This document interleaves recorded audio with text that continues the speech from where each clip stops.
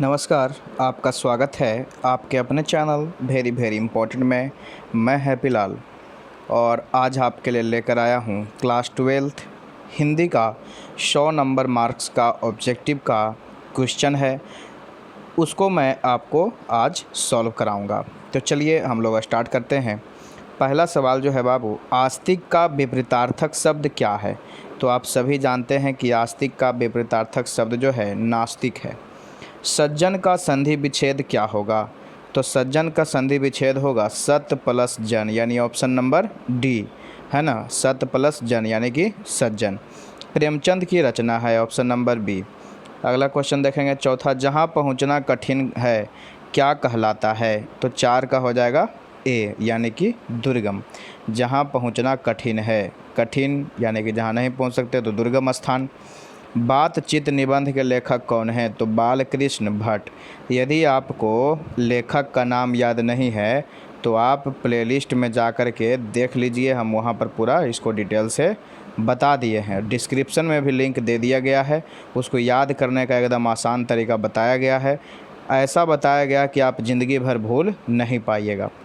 सब्ज बाग दिखाना मुहावरे का क्या अर्थ है? तो झूठ बोलकर ठगना, झूठ बोलकर ठगना। जिसने यश प्राप्त किया उसे एक शब्द में क्या कहा जाता है? तो कहा जाता है उसे यशस्वी। क्या कहा जाता है बाबू? यशस्वी कहा जाता है। चिड़ीमार कौन सा समास है? तो 8वां क्वेश्चन जो है, चिड़ीमार कौन सा समास है? तो कौन सा समास है? तत्पुरुष समास। सुंदर का पर्यायवाची शब्द क्या है? तो मनोहर। नेक्स्ट क्वेश्चन है कि किस रचनाकार की पंक्ति है? नारी स्वप्न है, नारी सुगंध है, नारी पुरुष की बाह पर झूलती हुई जूही की माला है। तो यह जो रचना किए हैं वह प्रेमचंद की रचना है। तपोबल का संधि विच्छेद क्या होगा? तो हो जाएगा आंसर इसका तपह प्लस बल, यानी कि ऑप्शन नंबर 1। देखिए कैसे बनता है। जब तपह प्लस बल लिखेंगे तो इसका विसर्ग और आगे का यह जो प में अ आया और यह जो विसर्ग आया तो अ प्लस और विसर्ग मिल करके ओ हो जाता है, यानी त अब प तो लिखाया, ओ में जोड़ दिया तो कौन हो गया? तपो। अब बचा हुआ बल तो क्या बन गया? तपो बल। क्लियर हो गया? नहीं समझे फिर समझिए क्या बोले। हम बोल रहे हैं कि जो विसर्ग तपह जो है तो प में अ है कि नहीं है? क्लियर। उसके बाद क्या है? विसर्ग है, तो आ और विसर्ग मिलकर के ओ बना रहा है। क्या बना रहा है? ओ। तो बन जाएगा तप में ओ जोड़िएगा था तपो और बल यानी कि तपोबल। क्लियर हो गया? समझ में आया कि नहीं आया? चलिए ठीक है, आगे बढ़ेंगे हम लोग, है ना, क्वेश्चन नंबर 12 की ओर। क्वेश्चन नंबर 12 कहता है बाबू कि राजेंद्र का संधि विच्छेद क्या है? तो राजेंद्र का संधि विच्छेद हो जाएगा राजा प्लस इंद्र, यानी आ प्लस ई बराबर ए, आ प्लस ई बराबर ए हो जाएगा। चलिए नेक्स्ट क्वेश्चन देखेंगे 13वां क्वेश्चन कि पुत्र वियोग में माँ ने किसके भय से अपने लाल को यानी अपने बेटे को गोद में नहीं उतारा था? तो मिट्टी लगने के भय से। कौची लगने के भय से? मिट्टी लगने के भय से। सुभद्रा कुमारी चौहान की कविता क्या है? तो पुत्र वियोग। इसको ऐसे याद रखेंगे कि जो पुत्र वियोग में कौन रो रही थी? तो सुभद्रा। पुत्र वियोग में कौन रो रही थी? सुभद्रा, है ना, याद हो जाएगा। चलिए तो याद करने का तरीका हम आपको बता दिए, फिर आपको डिस्क्रिप्शन में लिंक भी दे दिए हैं। कमल नयन कौन सा समास है? तो कमल नयन जो समास है वह है आपका कर्मधारय समास। क्लियर। तिरिच के रचनाकार कौन है? तो तिरिच के रचनाकार हैं उदय प्रकाश। इसको ऐसे याद रखिएगा कि तिरछा कौन देखता है? तो उदयवा। उदय नाम के आपका एक दोस्त है जो तिरछा देखता है यानी टेढ़ा देखता है, तो याद रखिएगा कि तिरछा कौन देखता है? उदयवा। तिरछा कौन देखता है? उदयवा। तिरछ के रचनाकार कौन हो गए? उदय प्रकाश। नेक्स्ट देखेंगे, मीरा ने अपना प्रियतम किसे माना है? तो आप सभी को पता है कि मीरा के बारे में कृष्ण। चलिए नेक्स्ट है चतुर्भुज कौन सा समास है? तो बहुव्रीहि समास। नेक्स्ट आ जाइए, रघुवीर सहाय ने किस विषय से एमए किया था? तो रघुवीर सहाय जो थे वह अंग्रेजी से एमए किए थे, है ना। किससे किए थे? अंग्रेजी से एमए किए थे। महेश का संधि विच्छेद क्या है? तो महा जोड़ इस, यानी अ प्लस ई बराबर ए। क्लियर हो गया? आ प्लस ई बराबर ए।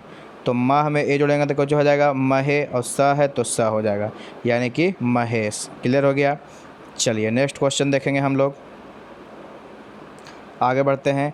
जो बहुत बोलता है उसे एक शब्द में क्या कहा जाता है? तो बहुत बोलने वाला को वाचाल कहते हैं। ठीक है। कमल का पर्यायवाची शब्द क्या है?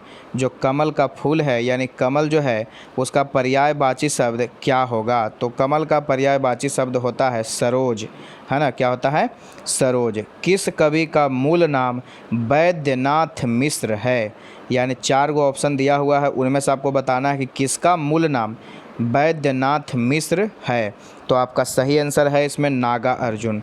नागा अर्जुन का मूल नाम क्या है? वैद्यनाथ मिश्र। ओ सदा नीरा के लेखक कौन है? तो जगदीश चंद्र माथुर। यानी सादा नीर कौन पिएंगे? जगदीश। सादा नीर कौन पिएंगे? जगदीश। क्लियर है। सादा नीर कौन पिएंगे? जगदीश पिएंगे। नेक्स्ट क्वेश्चन, ओ सदा नीरा शीर्षक का संबंध किस विद्या से है? तो ओ सदा नीरा शीर्षक का जो संबंध है वह आपको निबंध से है। किससे है? निबंध से। नेक्स्ट है, सिपाही की माँ निम्नांकित में कौन है? सिपाही की माँ निम्नांकित में कौन है? आपसे एक सवाल पूछ सकता है कि सिपाही की माँ के लेखक कौन है? तो मोहन राकेश उनका लेखक है, यह भी ध्यान रखिएगा। तो ऐसे याद रखेंगे कि सिपाही, अच्छा पहले तो क्वेश्चन पर आ जाते हैं हम लोग बाबू। 26वां नंबर क्वेश्चन हम लोग देख रहे हैं कि सिपाही की माँ निम्नांकित में से कौन है? तो विष्णु। सदाचार का संधि विच्छेद क्या होगा? तो सदाचार का संधि विच्छेद क्या होगा? आप लोग भी जान रहे हैं कि इतना आसान है, सत्य प्लस आचार। त बदलेगा द में, आचार जोड़ दीजिए तो हो जाएगा सदाचार। मलिक मोहम्मद जायसी कैसे कवि हैं? तो मलिक मोहम्मद जायसी जो हैं वह ज्ञान मार्गी कवि हैं। उपवन में कौन सा उपसर्ग है? तो उप, जो आगे लगा हुआ है वह उप का क्या है? उपसर्ग है। जो आगे लगकर किसी शब्द को अर्थ को बदल देता है उसे उपसर्ग कहेंगे। तो आगे लगा हुआ उप तो हो गया उपवन। नेक्स्ट देखेंगे, आ जन्म कौन सा समास है? तो जब आ जन्म की बात की गई है तो आ जन्म जो समास है वह है अव्ययी भाव समास। आगे में आ लगा हुआ है तो वह क्या हो जाएगा? अव्ययी भाव समास। जिसके आगे अव्यय लगा होगा, जिसके आगे अव्यय लगा होगा वह अव्ययी भाव समास कहलाएगा। नेक्स्ट क्वेश्चन देखेंगे, प्रकाशित में कौन सा प्रत्यय है? तो प्रत्यय कहाँ लगता है? लास्ट में लगता है। तो बताइए कि प्रकाशित में कौन सा शब्द, कौन सा प्रत्यय लगा हुआ है? तो इत लगा हुआ है। प्रकाश जोड़ इत, प्रकाश जोड़ इत बराबर प्रकाशित। छात्रों के रहने का स्थान क्या कहलाता है? तो छात्रों के रहने का स्थान कहलाता है छात्रावास। आप लोग भी रहते होंगे या रहे होंगे। चलिए अगला है, नाक काटना मुहावरे का अर्थ क्या है? तो नाक काटना मुहावरे का अर्थ है अपमानित होना, है ना। अधिनायक शीर्षक कविता के कवि कौन हैं? तो अधिनायक शीर्षक कविता के जो कवि हैं वह है रघुवीर सहाय, है ना। रघुवीर क्या है? नायक हैं। रघुवीर क्या है? नायक हैं। नेक्स्ट है, गाल बजाना मुहावरे का अर्थ क्या है? तो गाल बजाना जो मुहावरा का अर्थ होता है वह डिंग हाँकना होता है। जैसे कोई ऐसे भांजते रहता है उसी को कहते हैं डिंग हाँकना, है ना। नेक्स्ट देखेंगे, आलसी का विलोम शब्द क्या होगा? तो आलसी का विलोम शब्द होगा आपको परिश्रमी। एक तरफ आलसी तो आलसी का कौन हो जाएगा? परिश्रमी। जो परिश्रमी रहेगा वो आलसी तो रहेगा नहीं। तो अगला 37वां नंबर देखेंगे, भगत सिंह के पिता और चाचा किसके सहयोगी थे? तो भगत सिंह के जो पिता और चाचा थे वह सहयोगी थे चंद्रशेखर आज़ाद का। ठीक है। अगला, नीलांबर कौन सा समास है? तो नीलांबर जो है वह है कर्मधारय समास। नेक्स्ट है, तुलसीदास कैसे कवि माने जाते हैं? समास संधि सब पर एकदम पकड़ बना लीजिए, समझ गए? आपको परीक्षा में आता है। उपसर्ग हो गया, प्रत्यय हो गया, ये सब एकदम दिमाग में रख लीजिए। क्लियर है। नेक्स्ट क्वेश्चन 39वां नंबर हम लोग देख रहे हैं, तुलसीदास कैसे कवि होते हैं, माने जाते हैं या हैं? तो समन्वयवादी। नेक्स्ट है, प्रतिनिधि में कौन सा उपसर्ग लगा हुआ है? तो उपसर्ग अभी बताए कि जो आगे लगा रहेगा तो यानी क्या हो जाएगा? प्रति। क्लियर हो जाएगा। 40 का ए, प्रति लगा हुआ है। कौन सी कहानी चंद्रधर शर्मा गुलेरी की नहीं है?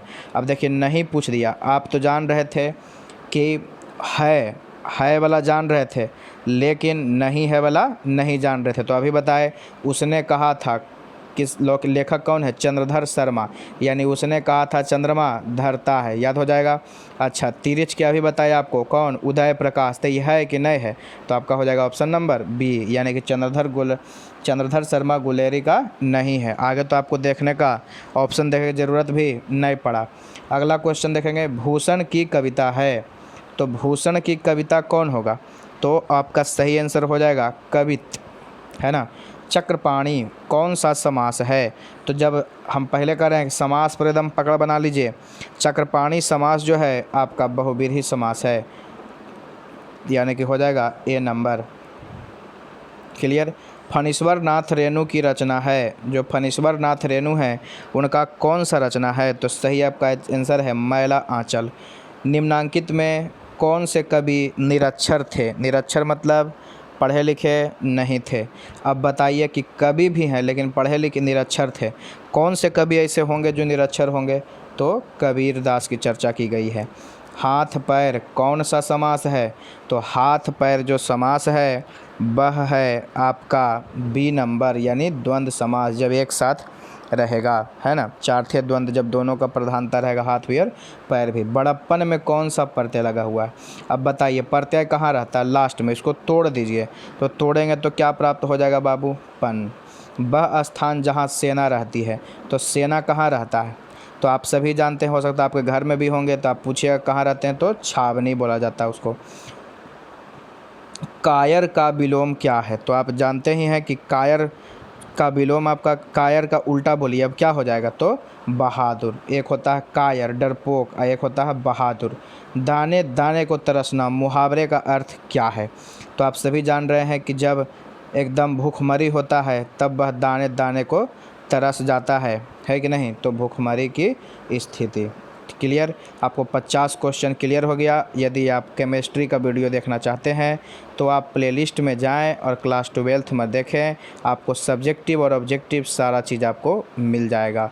बहुत बहुत धन्यवाद। मेरे चैनल पर नए आए हों तो सब्सक्राइब कर लीजिए और इस वीडियो को लाइक कीजिए और दोस्तों के बीच शेयर कीजिए। Thank you.